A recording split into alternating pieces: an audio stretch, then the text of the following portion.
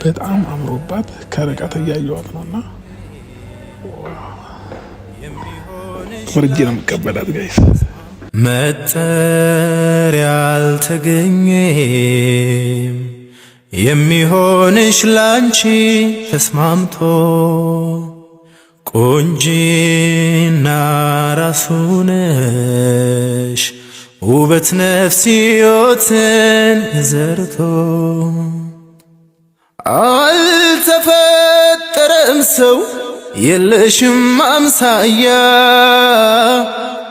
የቁንጂና ጣሪያ የውበት ማሰሪያ በሰፈሩ ሁሉ የሚያማምር ሞልቶ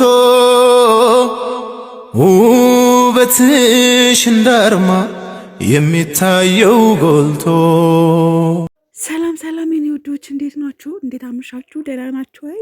እንግዲህ ጋሻ አብርሃምና እትዬ ሄርሜላ መጥተዋል።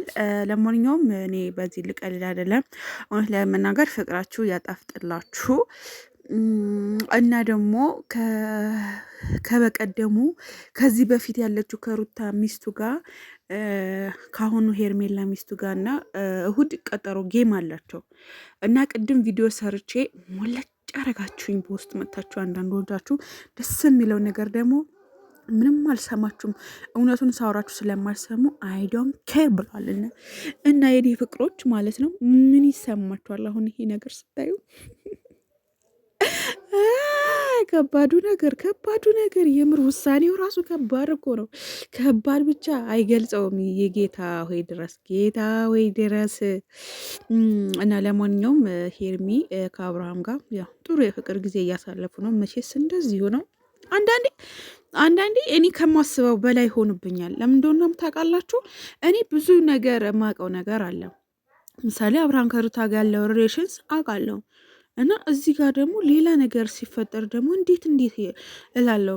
ለምን መሰላችሁ? እኔ አሁን ያለሁት ባለትዳር ነኝ፣ እንደሷ ልጅ አለኝ። ግን እንዴት ብሎ ነው እኔ ለዚህ ለገንዘብ ራሱ ተብሎ እንዴት እንደዚህ ይሆናል ብዬ ደግሞ ወደ ራሴ ያመጣዋለሁ። ይህ ፌር ኖት ፌር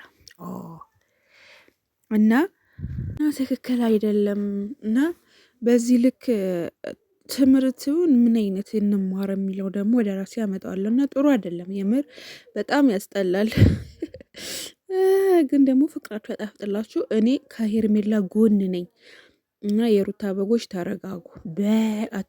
በግ አትሆኑ። በቃ ስንነግራችሁ መስማት አለባችሁ። እኔ ከሩታ ጋር ምንም አይነት ቂም የለብኝም፣ ምንም አይነት እንትን የለብኝም። እንደማንኛውም ነው፣ ወዳታለሁ፣ በጣም ነው የምወዳት። ስለሱ ያለኝ ፍቅር ደግሞ ታውቃላችሁ እና ያጣፍጥላችሁ። እንደነገርኳችሁ እንደማንኛውም ነው የምንወዳት። ግን ደግሞ ለኛ ሌላ ነገር የምትሰጡን አቅጣጫ የምትሰጧል፣ እሱ ተገቢ አይደለም። ለማንኛውም የሚመቻችሁ የሩታ 110ዎቹ አሉ አይደለ? እነሱ ናቸው እንጂ አብዛኞቻችሁ አይደለም። እውነት ለመናገር በጣም ሪስፔክት አለኝ። አንዳንዶቹ ደግሞ አሉ ሰሞኑን የምንፋጠጣቸው ልጆች። ሰው ሰምተሻል፣ እያንዳንድሽ ማለት ነው